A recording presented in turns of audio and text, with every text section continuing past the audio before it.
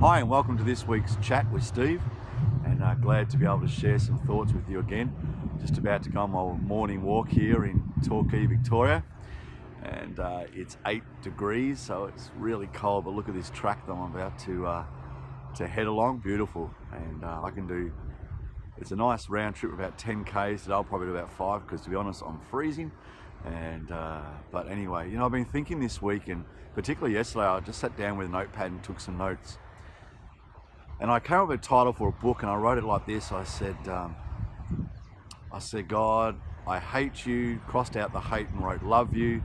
And then I wrote understanding God and me in times of loss. And as I come up to a year since I stepped out of pastoring a local church and realizing that it's really been a year, and just what that's meant, and the levels of loss and grief and identity crises and fears and all that sort of stuff, I realized that in the midst of it, I've really had to try to reconcile this thought of where's God? In fact, I was talking to a friend of mine during the week. In fact, we were inboxing on Messenger, and she said, Steve, when things went wrong with myself and my husband in ministry, I hated God for years. And I thought about that statement. I thought, I've never got there. That's never been an issue for me. I've never actually thought God hates me or I hate God.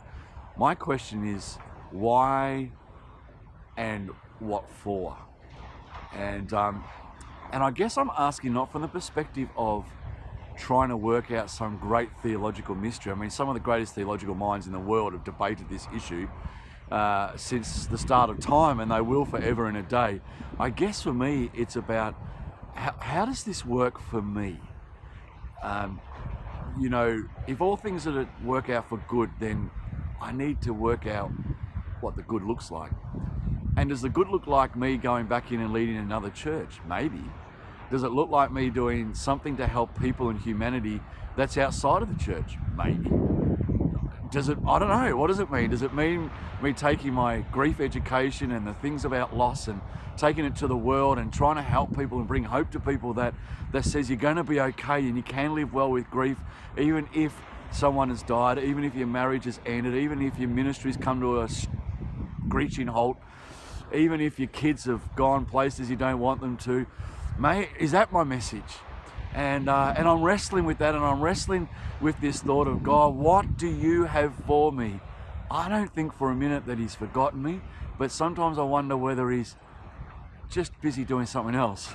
And I know that's theologically incorrect, but I guess when I thought about this, I want to write a book about it, and I thought, how can I compete with all these great theologians around the world? And I realized that's what I'm about. I don't want to be a theologian. I mean, I'd love to be a great theologian, but that's not my issue. I don't want to be able to debate what God's saying, isn't saying. What I want to talk about is authentic reality of living with loss in your life. I want to be known as the genuine guy that just shared his heart and went, you know what, this really hurts and it really sucks, and there's days I can't stand the fact that my world has been turned upside down. That a year ago I was traveling the world and I was running a huge church, a great church with amazing people, and I was doing things in India and South Africa and Vanuatu and Malaysia and different parts of the world, and loving every moment of it, and then bang, gone, all of it. And you go, how does this work? Why does it happen?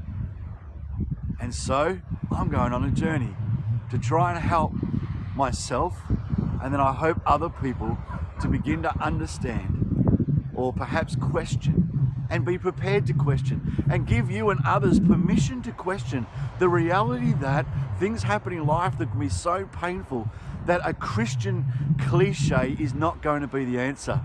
I believe without doubt that God is for me and not against me. I'm happy to quote that scripture.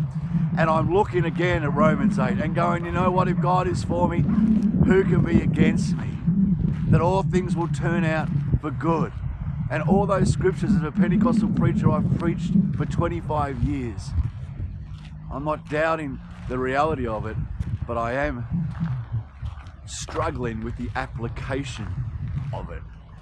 And so as I head off on my walk today, I'm going to pray and ponder and think about this truth. God does love me. But how am I going loving Him? And how am I going understanding His love when it looks really different to what I ever understood or ever wanted? If you've got any insight